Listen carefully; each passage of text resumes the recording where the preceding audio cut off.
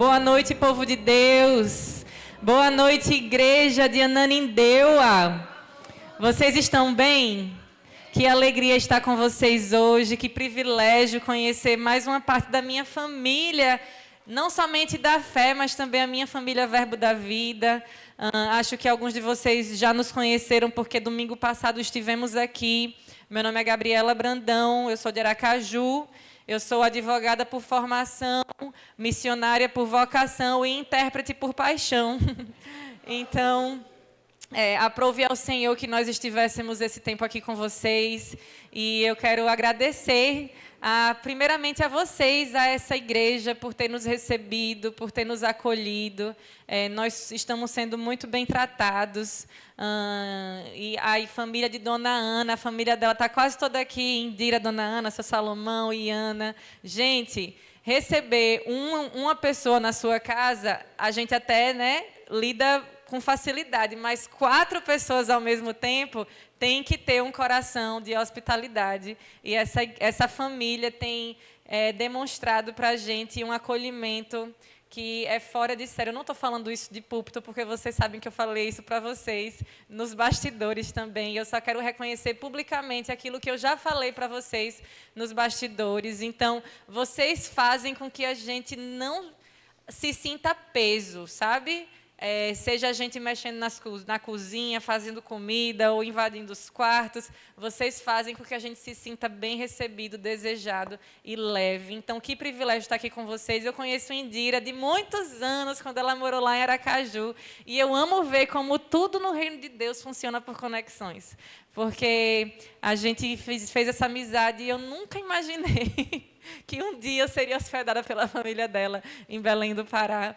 Mas tem sido um tempo maravilhoso. Quero reconhecer a tríplice aliança que foi essa missão essa semana. Essa tríplice aliança foi firmada pela parceria da Verbo da Vida de Ananindeua com a ONG Fazer o Bem e com o TPM. A ONG Fazer o Bem é uma organização sem fins lucrativos lá de Aracaju, que é apoiada pela Igreja Verbo da Vida de Aracaju. E nós viemos aqui com o respaldo e a bênção deles. Eles usaram a plataforma que eles têm nas redes sociais e na igreja para levantar pessoas que financiassem essa missão. E nós conseguimos, com essa ajuda deles, arrecadar mais de 200 cestas básicas. Além disso, a gente conseguiu fazer kit lombriga, dar brinquedo para as crianças. Então, eu preciso reconhecer aqui, em nome de Aline, que veio para cá representando a ONG, eu preciso reconhecer a bênção de ter esse apoio de um ministério que acreditou nessa missão que nós desempenhamos essa semana. E, por fim, o TPM. TPM significa Tempo para Meninas. É um projeto que Deus colocou no meu coração quando eu fiz missões na Zâmbia, em 2023. E, desde então, a gente tem realizado diferentes reuniões, prioritariamente em sala de aula, em escolas, em diferentes países, Moçambique, África do Sul, Zâmbia, Bahia, Sergipe e agora aqui também no Marajó. Então, eu sei que muitas pessoas veem a ideia do absorvente lavável e pensam que é apenas uma ação social com o fim de trazer dignidade menstrual para as meninas, mas quem participa das nossas reuniões sabe que o absorvente lavável é uma desculpa, é um recurso material, mas que o nosso coração é de ministrar a paternidade de Deus para as meninas, de ministrar cura interior para as meninas. E são nesses encontros em que existe a manifestação da presença de Deus mesmo, para cada uma delas, e o Espírito Santo tem feito uma obra maravilhosa. Então, com essa tríplice aliança, a gente conseguiu, nesses dias, essa semana no Marajó, fazer não apenas evangelismo em palafitas, que foi a primeira vez, eu já fiz evangelismo de porta em porta, de rua, mas evangelismo em palafita foi a minha primeira vez. E não somente fazer evangelismo nas palafitas, mas também reuni-los todos para uma grande ação social, onde aconteceu simultaneamente um trabalho com as meninas e mulheres, um trabalho com as crianças. A Mulher Maravilha desceu no Marajó. Vocês ficaram sabendo disso? Gente, a Mulher Maravilha fez um grande sucesso. A gente fez um trabalho de prevenção ao abuso infantil, ensinando as crianças as partes do corpo que podem ser tocadas ou não. Você sabe que desde criança a gente já pode ensinar sexualidade para as crianças, claro que na proporção e na medida do conhecimento que elas podem acessar. Mas esse tipo de conhecimento previne tragédias de acontecerem. E muitas vezes no TPM a gente tenta remediar o prejuízo que aconteceu lá atrás, porque uma criança não tinha a consciência do que estava sendo feito com ela. Então, quando a gente trabalha sobre isso desde a infância, a gente já consegue vacinar muitas crianças de serem engodadas por pessoas mal intencionadas. E, ao mesmo tempo, estava acontecendo um trabalho ministrando para os casais, o pastor Tomás junto com a Aline. Então, foi um trabalho de tríplice aliança e os frutos, talvez só a eternidade vai ser capaz de revelar. Então, eu queria começar hoje reconhecendo, agradecendo e também dando para vocês uma noção do que nós estivemos fazendo aqui nessa última semana, já que vocês foram conosco em direção ao Marajó. Amém? Amém. E eu tenho, desde que eu cheguei aqui no domingo, não, no sábado passado, eu estou com uma percepção no meu coração. Eu cheguei a trocar algumas ideias com o pastor Tomás, mas eu disse, pastor, eu não quero ser precipitada, eu não quero falar de forma simplesmente da minha cabeça, mas essa percepção, ela não passou, ela continuou. E a percepção que eu tenho no meu espírito, e eu quero que vocês saibam, é o entendimento e a revelação de que essa igreja, preste atenção no que eu vou te falar, essa igreja, ela vai se tornar uma referência de missões em todo o ministério Verbo da Vida. Amém? Essa igreja vai ser destino de caravanas de outras Verbo da Vida nesse país. Pastores vão entrar em contato com vocês, dizendo, eu quero que os membros da minha igreja saibam na prática o que é missões, e eles vão procurar essa igreja como uma forma de dar uma experiência prática.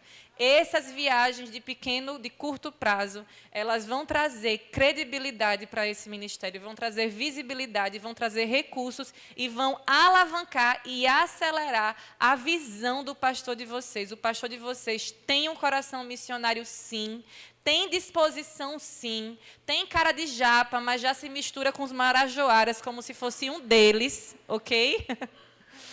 Então, é um pastor que tem o coração alinhado com a vontade de Deus, que é de alcançar essa comunidade e essa região. E eu, pelos olhos da fé, eu consigo ver facilmente isso se cumprindo. Agora, isso vai acontecer só com o pastor Tomás e dona Ana? Diga não. Vocês precisam pegar junto com o seu pastor. Ele precisa de logística e de estrutura para que isso não pese sobre ele. Amém? Então, quando daqui a alguns anos, lembrem de mim. Porque a nota que nós tivemos em nosso coração é que o que nós viemos fazer aqui foi um trabalho de pioneirismo. E pioneiros preparam o caminho para que aqueles que vêm depois passem com mais facilidade. Amém? Então, eu creio que vocês vão se tornar, e eu estou reafirmando isso. E essa percepção eu venho cozinhando no meu coração há uma semana, que vocês vão se tornar um destino de caravanas no nosso ministério. Amém?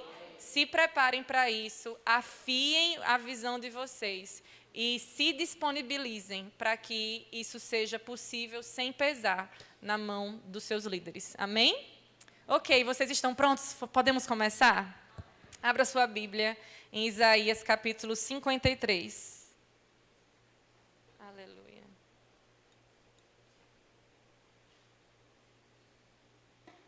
Aleluia. Isaías capítulo 53, versículo 3.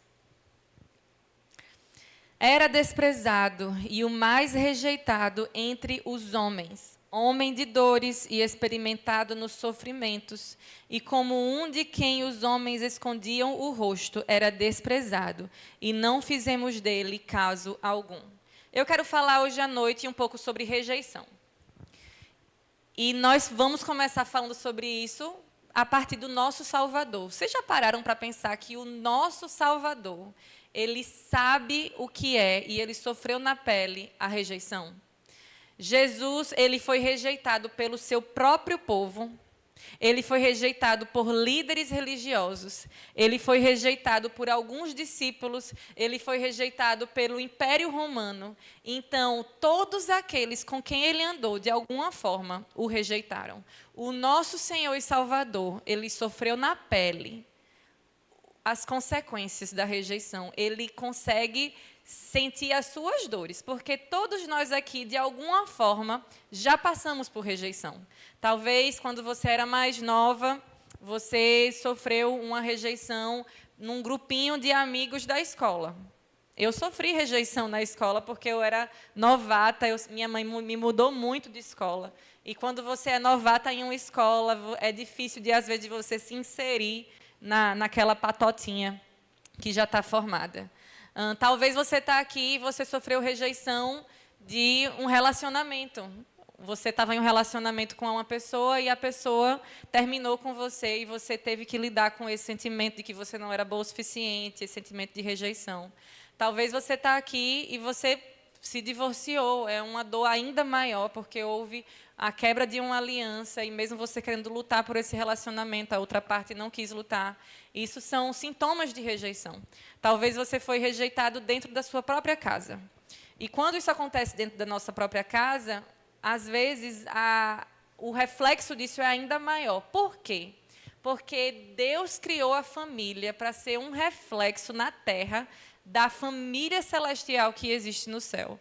Não sei se você nunca parou para pensar nisso, mas a formação do Pai, do Deus Pai, do Deus Espírito Santo e do Deus Cristo é uma formação que representa na terra a formação familiar. Então, a vontade de Deus, desde o início, é que a gente pudesse ver em nosso Pai um reflexo terreno da figura de quem Ele é no céu. Existem psicólogos que eles atestam isso. Eu já fiz um estudo nesse sentido sobre como a figura paterna ela afeta diretamente e inconscientemente a sua consciência de quem Deus é para você. Então, por exemplo, se você cresceu com um pai abusivo, você provavelmente tem medo de Deus te castigar, porque você inconscientemente transmite essa imagem para Deus. Se você cresceu com uma mãe muito ausente, você inconscientemente tem dificuldade de assimilar que o Espírito Santo é o Deus conosco, é um Deus presente. E para isso ser mudado na sua consciência, é necessário uma renovação da mente de forma constante e contínua, para que essa percepção que foi inconscientemente colocada em você seja transformada. Então, na minha vida pessoal, eu vivi esse aspecto na minha família. Quando eu era mais nova, um dia o meu pai chegou para mim e ele falou assim: a partir de hoje, você não é mais a minha filha. Se algum dia você se casar, eu não vou te levar até o altar. E você está proibida de me chamar de painho. Vocês chamam pai de painho aqui também? Não, né? Chama papai. Pois é. De onde eu venho, painho é o apelido carinhoso que muitas crianças dão para o pai. E eu cresci chamando meu pai de painho. Então, ouvir o meu painho me proibindo de chamá-lo de painho foi extremamente difícil. E aí você pergunta assim: Gabriela, você aprontou para o seu pai dizer que você não podia mais chamá-lo de painho e dizer que não ia te levar até o altar. Conte aqui para a gente o que foi que você aprontou. Eu vou dizer para você o que eu aprontei. E o que eu gosto de estar em outro estado é que essa história eu nunca iria compartilhar na minha igreja. Por quê? Porque Aracaju é uma cidade pequena e as coisas, né, as conversas correm. Então, existem coisas que eu prefiro evitar de acontecer. Então, já que eu estou bem para o norte do país, eu vou confiar com vocês as intimidades da minha trajetória familiar. Posso confiar na descrição de vocês? Combinado. Olha, pessoal da mídia, essa parte você corta dos stories. Do vídeo não, mas dos stories. Enfim. E aí você fala assim, Gabriela, o que foi que você aprontou para o seu pai fazer uma coisa dessa com você? O que eu aprontei foi que eu decidi que eu queria fazer o rema.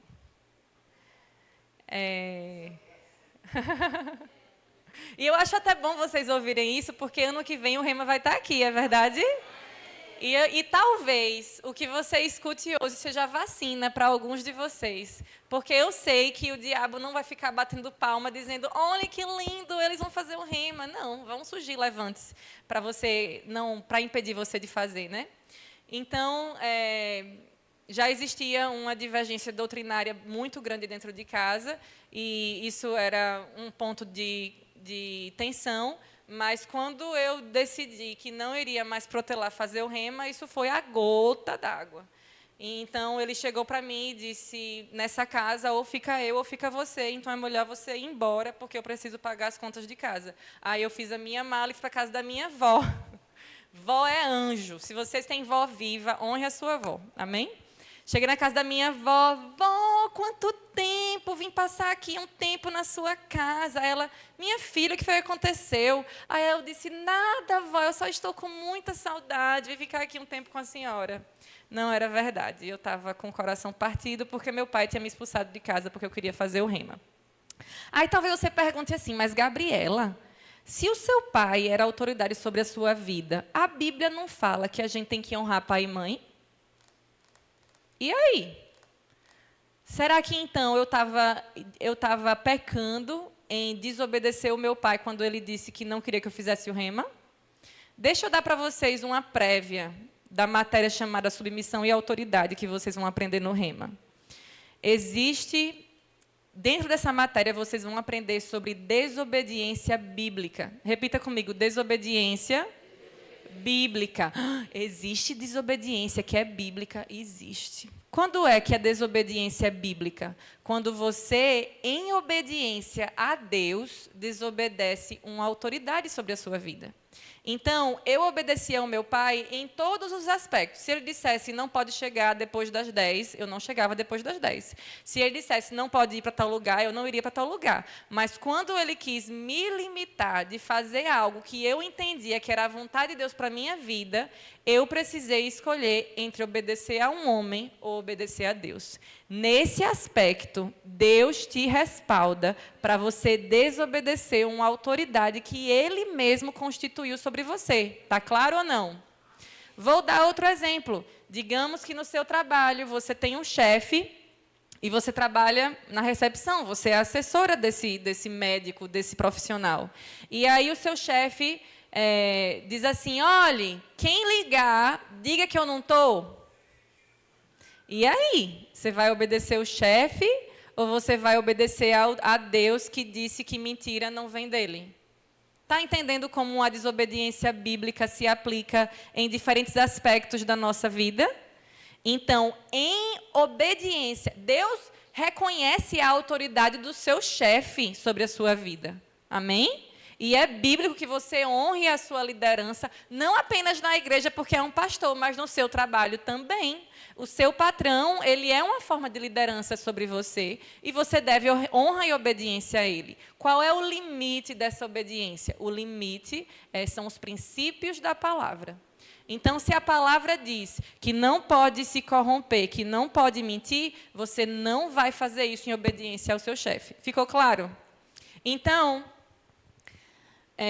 decidir fazer o rema contra a vontade do meu pai era uma forma de desobediência bíblica. E eu estava respaldada na palavra porque eu tinha a convicção de que o meu tempo de fazer o rema tinha chegado. Amém? Então, queridos, a desobediência bíblica, a gente tem exemplos na própria palavra, no livro de Atos, a gente pode ver quando os apóstolos eles são levados até o Sinédrio, e o Sinédrio fala, Pedro e João, vocês estão proibidos de pregar nesse nome. O que é que Pedro e João respondem? Como podemos nós em obediência a vocês, desobedecer a Deus. Aquilo dali é um exemplo claro de desobediência bíblica que nos respalda em desobedecer a nossa liderança. Estão comigo? Amém? Então, vamos explorar um pouquinho mais sobre esse tópico de rejeição. Abra sua Bíblia no livro de Mateus, capítulo 18. A gente vai estudar agora uma parábola.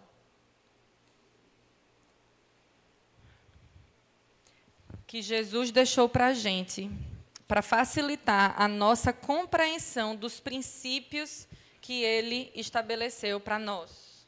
Aleluia! Mateus capítulo 18, versículo 21, a parábola do servo impiedoso.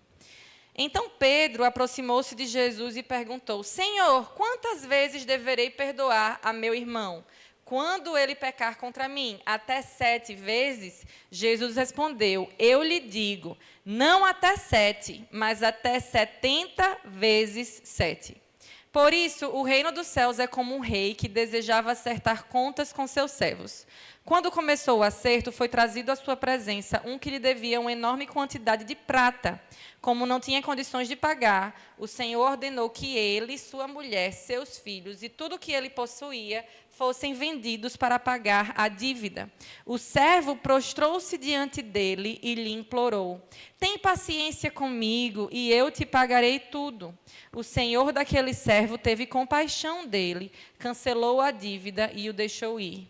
Mas, quando aquele servo saiu, encontrou um de seus conservos, que lhe devia 100 denários. Agarrou-o e começou a sufocá-lo, dizendo: Pague-me o que me deve.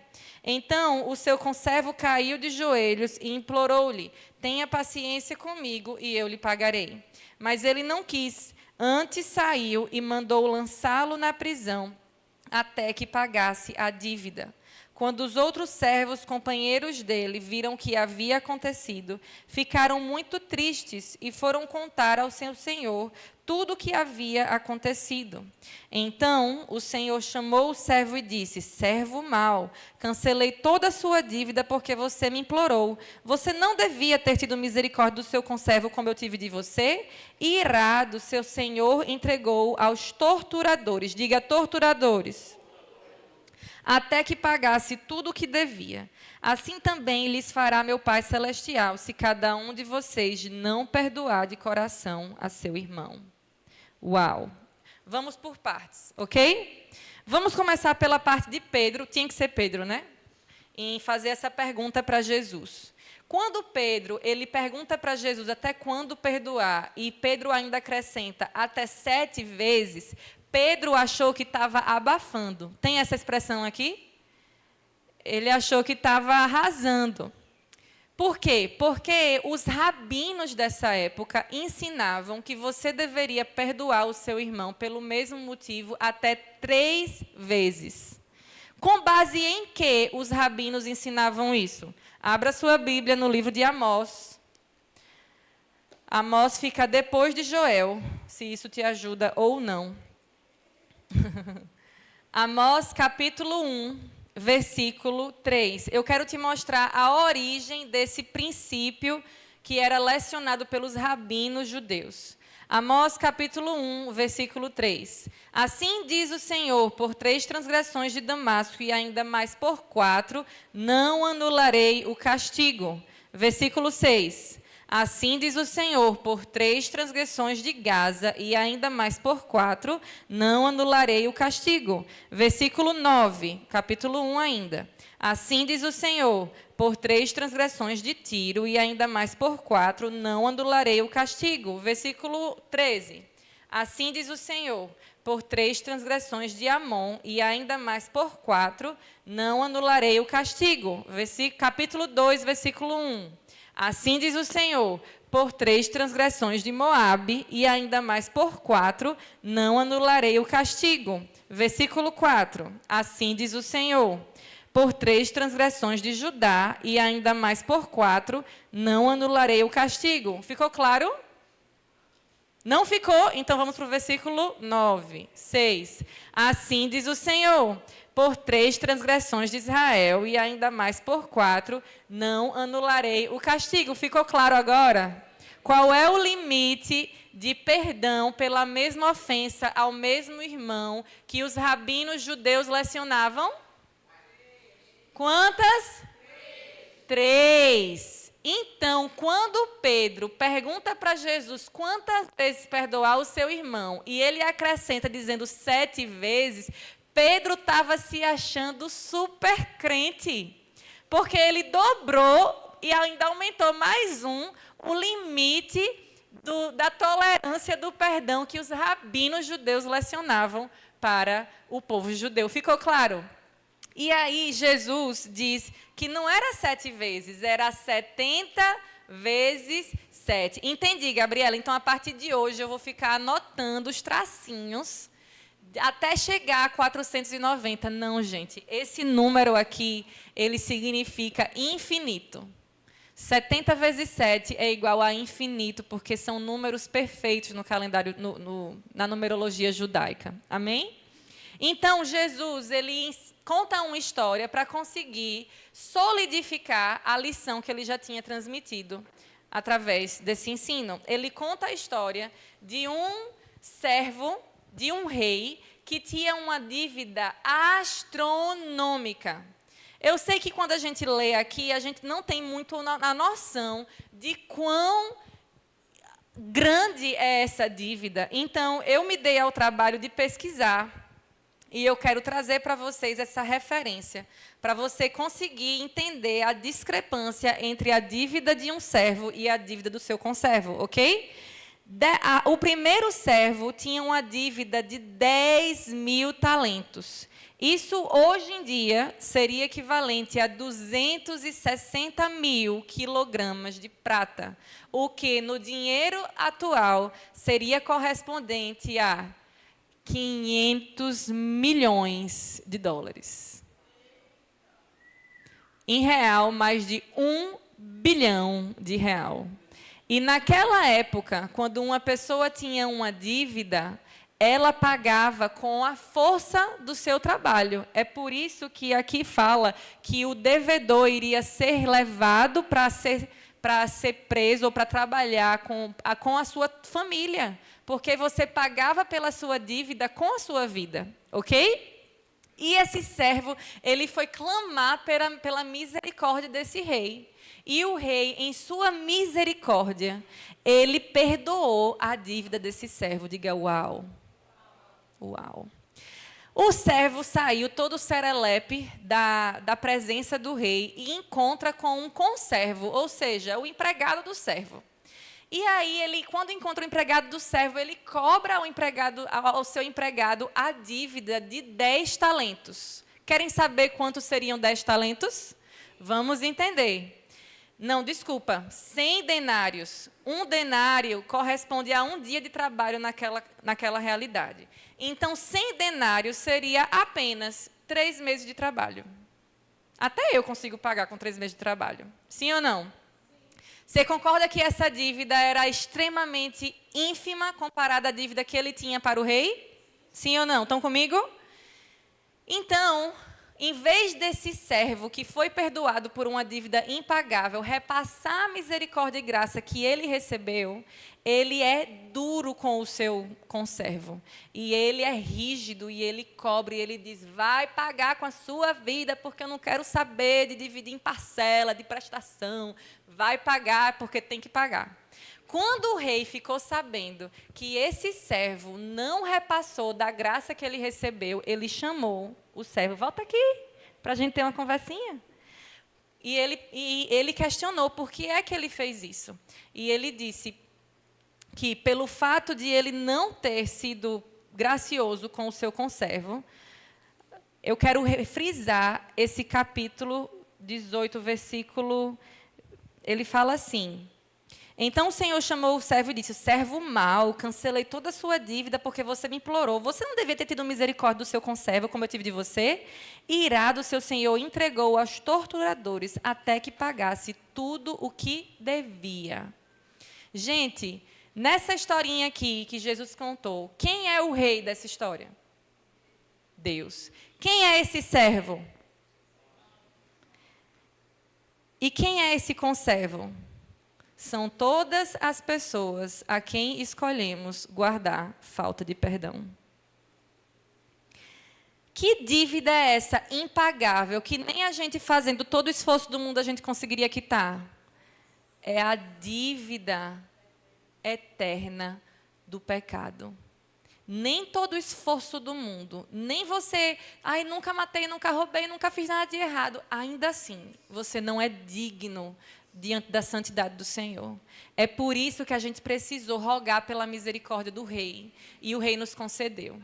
Agora, quando a gente decide reter o perdão que nós recebemos de Deus para com as pessoas que nos rejeitaram, que nos feriram, que estão em débito com a gente, e esse débito não é financeiro, pode até ser, se uma pessoa foi veaca com você, mas esse débito é o débito de afeto, é o débito de amor, é o débito de corresponder à sua atenção. Esse débito, ele deve ser perdoado, assim como nós fomos perdoados.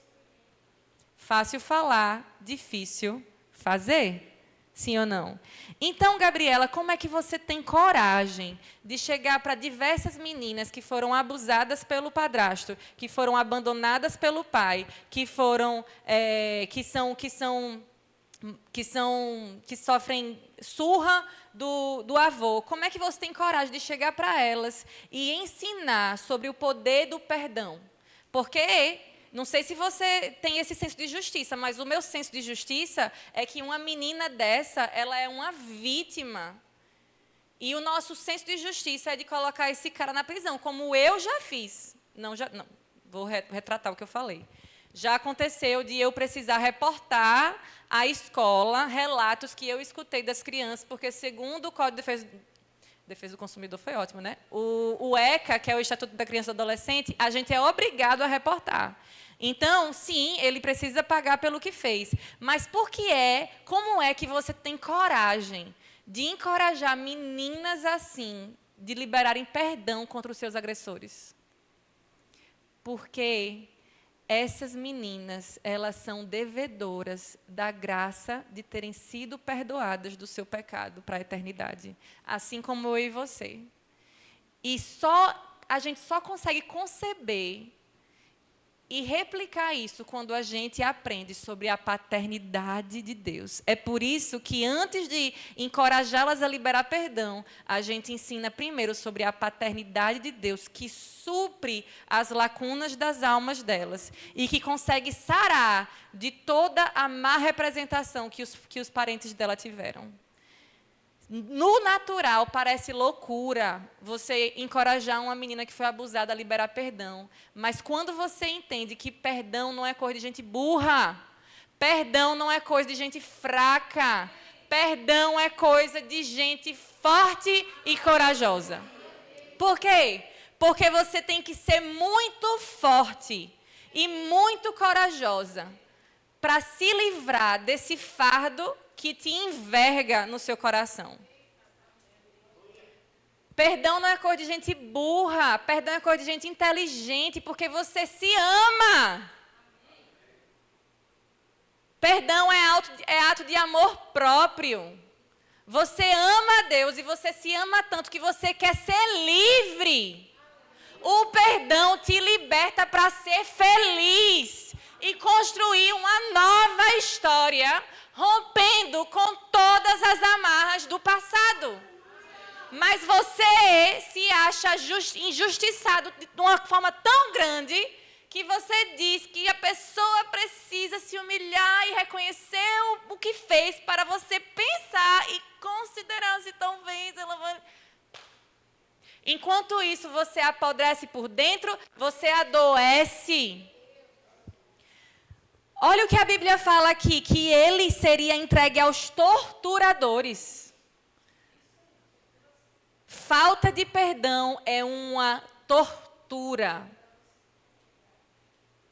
É uma tortura. A falta de perdão, ela te afeta nas 3 dimensões do seu ser. No seu espírito, ela atrapalha a sua comunhão com Deus. Por quê? Porque como é que você vai ter a comunhão com Deus se você não tem paz com seus irmãos? O cristianismo, ele é representado pela cruz. E a cruz, ela representa 2 caminhos. Vertical, você e Deus, exclusivo, intransmissível, personalíssimo, mas você com os seus irmãos. A comunhão com Deus e o seu crescimento espiritual, ele se revela de forma vertical e horizontal. Não, essa comunhão com Deus, ela é atrapalhada, ela é embaçada quando você não tem comunhão e paz com seus irmãos. Então, a falta de perdão e essa raiz de rejeição que frutifica em mágoa e amargura no seu coração, ela afeta todas as áreas da sua vida. A começar pelo seu espírito, ela impede a sua comunhão com Deus. Segunda área que ela atrapalha, a sua alma. Quantas pessoas doentes na alma, porque guardam rancores antigos. Talvez você já está casado, já está com filho, mas você ainda lembra a palavra que a sua mãe te liberou. Você cresceu sabendo que você não foi desejada. Você cresceu sabendo que a sua mãe tentou lhe abortar. E isso fez com que você crescesse com um senso de rejeição, com um senso de eu não fui desejada, eu não era para estar aqui, eu sou uma obra do acaso, Você cresceu ouvindo da sua mãe que você destruiu a vida dela, porque ela era muito nova para ter você. E isso cria em você um senso de rejeição dentro de casa. Queridos, palavras, elas têm um impacto muito maior, às vezes, do que um murro na nossa cara. Porque se você me der um tapa na cara, amanhã eu estou vermelha, mas depois de amanhã eu estou boa. Agora, se você me lança uma palavra de rejeição, aquilo dali pode te ferir por dentro de forma invisível. Palavras, elas têm poder de vida e morte. E muitos de nós ainda lembramos de palavras até de professores de sala de aula. Tem gente aqui que ouviu de professor dizendo que você é burro e que você não era bom o suficiente. E você cresceu com um complexo e uma barreira nessa matéria e você não consegue nem encarar a possibilidade de voltar a estudar ou de passar em um concurso ou de fazer uma formação porque você ainda tem lá incutido na sua consciência aquela voz da sua professora que liberou uma palavra de derrota sobre você. A gente vai mexer um pouquinho com as águas paradas da sua alma essa noite. Você está pronto? Você consegue aguentar o calor? Eu prometo para você que aqui está mais quente do que aí. Mas eu prometo a você que eu vou lhe dar o meu melhor nessa noite. Então, aguenta um pouquinho. Porque o mertiolate de Deus, ele arde, mas ele sara. Amém? E fingir que nunca aconteceu. Que talvez é a solução que você tem usado todo esse tempo. Eu não quero voltar para aquela situação porque me faz mal. Mas, às vezes, o mertiolate, ele faz mal na hora, mas o efeito é cura. Então, trazer essas coisas para a superfície, elas são muito incômodas. Mas a gente está trazendo elas para trazer cura para a sua alma. Amém? Agora, olha que interessante. No final desse texto aqui, o rei, que já tinha liberado perdão para o servo que tinha pedido perdão, agora cobra dele o pagamento de uma dívida. Não sei se você parou para observar isso ou se isso passou batido para você. Um princípio de um reinado é que a palavra do rei não volta atrás. Então, se o rei já tinha liberado perdão, como é que ele volta atrás cobrando do cara uma dívida que ele já tinha perdoado? Não parece estranho isso? Se esse rei aqui representa Deus, Deus volta atrás na palavra dele? Deus, ele pega de volta daquilo que ele lhe deu? Não. Então, como é que o rei cobra dele se ele já tinha perdoado da dívida? Deixa eu te explicar. Não é a mesma dívida. A dívida que o rei tinha perdoado, que era os 500 milhões de dólares, já estava perdoado. E o rei não voltaria atrás. essa dívida que o rei está cobrando aqui é a dívida daquele que foi perdoado. Deixa eu te falar isso olhando nos seus olhos. A dívida de quem foi perdoado é também perdoar. Então, o rei não está cobrando dele a dívida antiga, ele está cobrando a nova dívida, que foi não perdoar depois de já ter sido perdoado. O que Deus pede de você é o que Ele já fez por você. Deus não é injusto de esperar que você libere perdão por uma pessoa que te abusou, por uma pessoa que foi injusta com você. Ele é justo, porque Ele cobra de você aquilo que Ele já fez primeiro. Então, repita comigo, a dívida de quem foi perdoado é também perdoar. Amém? Vocês entenderam a história? Então, a falta de perdão, ela te afeta no seu espírito porque atrapalha a sua comunhão com Deus. Ela te afeta na sua alma porque ela traz tormento. Ela tira o seu sono. Eu já fui orar por pessoas para serem curadas que não eram curadas. Qual foi a revelação que Deus deu? Essa pessoa continua enferma por conta de falta de perdão. Nesses casos, você pode fazer a oração do sapatinho de fogo, que for. Pode chamar o círculo de oração da Blea, pode fazer o que for. Essa pessoa não vai ser perdoada, porque a enfermidade dela está atrelada a uma raiz de falta de perdão. Terceira dimensão do nosso ser que é afetado pela rejeição, que frutifica em falta de perdão, é o nosso corpo.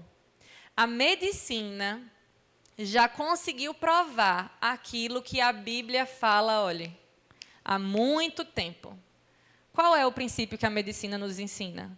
Doenças psicossomáticas. E eu tenho uma fisioterapeuta aqui e uma biomédica aqui para atestar o que eu estou falando, já que não é minha área. A medicina comprova que existem doenças em nosso corpo físico que são fruto de doenças na alma. A Bíblia fala que a mágoa e a tristeza apodrecem os ossos. Osteoporose, fruto de rancor. Por quê?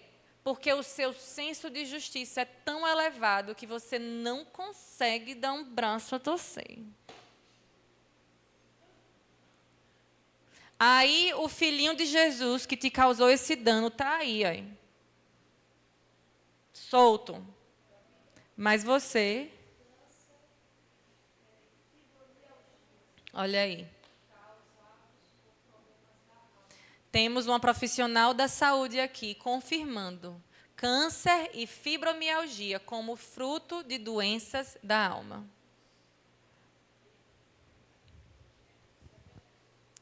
Isso é bíblico, isso é claro. Então, queridos, isso é tão sério que na oração do Pai Nosso, a gente faz a oração dizendo: perdoai as nossas ofensas, assim... Muito bem, a catequese está em dia.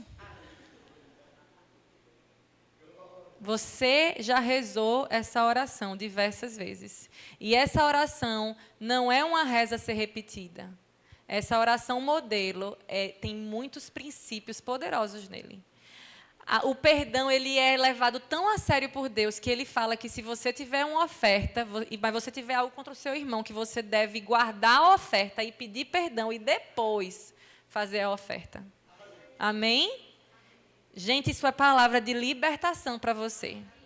Amém? Posso contar como terminou a minha história com meu pai? Eu decidi liberar perdão para o meu pai antes dele manifestar qualquer tipo... vou voltar para onde eu parei, né? Sim, fui para casa da minha avó. Aí a minha mãe descobriu que meu pai tinha me expulsado de casa e começou a ameaçar o meu pai, dizendo: se você não aceitar a minha filha de volta em casa, quem vai sair de casa sou eu.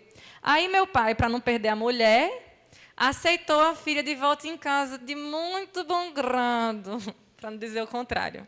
Voltei para casa, mas as coisas ficaram maravilhosas? Não. Gente, parecia um abismo. Eu não vou dizer que meu pai me tratava como uma desconhecida, porque desconhecido a gente ainda é educado. Você passa por uma pessoa na rua, você fala boa tarde, bom dia, boa noite, tudo bem? Não, meu pai não me tratava como desconhecida, ele me tratava como um fantasma inexistente.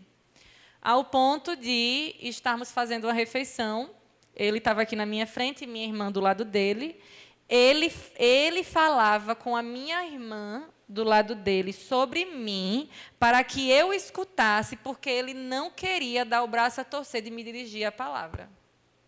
Era nesse nível. E, enquanto isso, eu estava fazendo rima. Aleluia. Então, eu decidi liberar o perdão. Como foi assim, Gabriela? Você sentiu uma força vindo e um calafrio subindo pelas suas pernas? Não. Eu decidi e eu fiz uma oração, liberando, verbalizando e abençoando. Perdão não é sentimento, perdão é decisão. Você decide e o sentimento vai te acompanhar depois com a ajuda do Espírito Santo.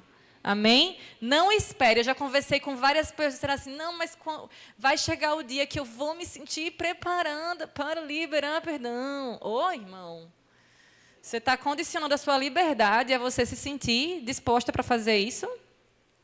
Decidi liberar perdão. E pagava de doida. Como assim? Chamava ele de painho, mesmo ele me proibindo de chamar, porque nisso também eu desobedecia a ele. Amém? Então, foram anos que se seguiram com as coisas bastante difíceis. E aí, um dia, do nada, eu lembro que eu estava me arrumando em casa para ir para a praia. E aí, estava só eu e ele em casa, minha mãe e minha irmã estavam no interior. E aí, meu pai, do nada, vira para mim e ele fala assim, eu tenho sido um péssimo pai para você, eu reconheço que eu trato a sua irmã diferente de você, eu não tenho maturidade emocional para lidar com as escolhas que você fez para a sua vida diferente da que eu queria que fosse para você, e eu não tenho maturidade para lidar com isso, mas eu reconheço que eu tenho falhado como pai. Gente, o nó que vinha na garganta era assim, eu não sabia como reagir, passava um filme na minha cabeça de tudo que eu tinha passado. E a vontade, o ímpeto era de falar, né? Naquele dia, isso, aquilo lá. No meu espírito, o Senhor falou, não fale nada, só abrace ele. Então, eu não precisei ficar vomitando as coisas que eu tinha na minha memória. Eu só acolher o pedido de desculpas dele, mas eu já tinha perdoado. Então, o pedido dele foi uma consequência da minha decisão de perdoar. Amém? E aí, eu lembro que eu abracei ele não sabia nem reagir. Sabe quando você abraça um homem e aí ele fica assim de braço aberto, porque ele não sabe nem devolver? Eu abracei ele e falei assim, pai, um dia o senhor ainda vai sentir muito orgulho de mim. E como é que você está com seu pai agora, Gabriela? O meu relacionamento com meu pai hoje é melhor do que nunca foi. Amém? Esse ano, no meu aniversário, meu pai me levou para um restaurante chique. E ele pagou pelo nosso almoço.